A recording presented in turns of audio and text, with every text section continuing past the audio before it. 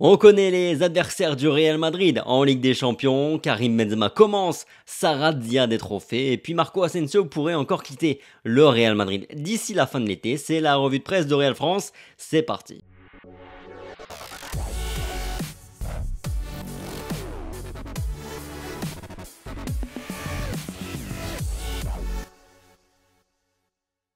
Bonjour à tous, j'espère que vous allez bien. On se retrouve aujourd'hui pour notre revue de presse quotidienne et on attaque sans plus tarder par les unes des deux quotidiens madrilènes. Grandes à la une de Marca au lendemain de la cérémonie organisée par l'UEFA qui a vu l'Espagne rafler les 3 trophées, celui de meilleur joueur masculin, meilleure joueuse féminine et aussi le meilleur entraîneur de l'année. Déclaration forte d'Ancelotti qui a assuré que Marco Asensio étudiait la possibilité d'un départ. Les meilleurs du côté de As dans le même ton.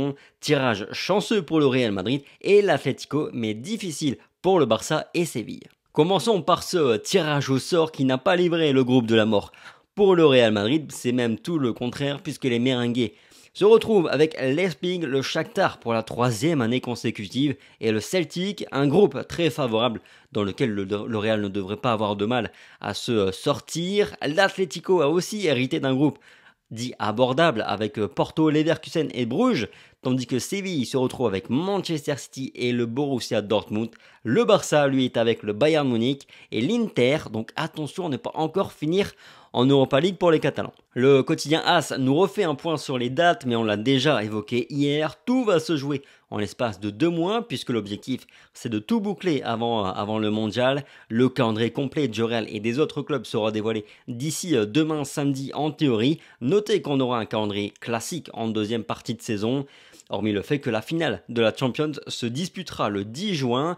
La Liga, elle, se terminera une semaine avant, début juin, donc plus tardivement qu'habituellement. Une route sans épines, titre le quotidien Marca, qui fait un petit focus sur les 3 rivaux du Real Madrid. La chance sourit au Real, l'Espig, l'inévitable Shakhtar et le vieux Celtic, écrit Marca.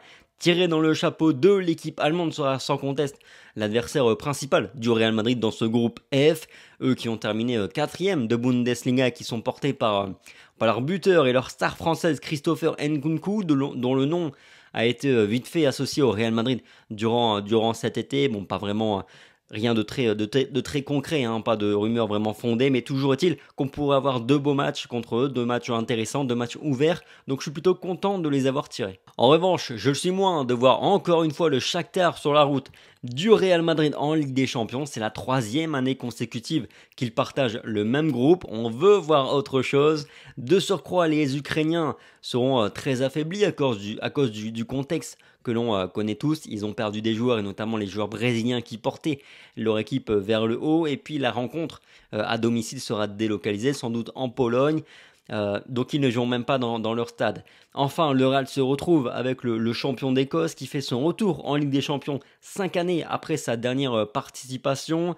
Ils ont quelques joueurs sympas et un public fou, donc le match à l'extérieur va être sympa. Toujours est-il qu'on a quand même un groupe relativement faible, très abordable pour le Real Madrid. J'aurais aimé moi personnellement un truc un petit peu plus relevé, mais on ne choisit pas, alors on va faire avec. À part ça, Karim Benzema commence à prendre des trophées, écrit Marca. Le Français a remporté, au terme d'un interminable suspense, le trophée de meilleur joueur de l'année de l'UEFA. C'est seulement le début de la tournée, puisqu'il va récupérer aussi le Pichichi, le trophée The Best de la FIFA, mais aussi évidemment le Ballon d'Or de France Football dans les prochaines semaines, prochains mois.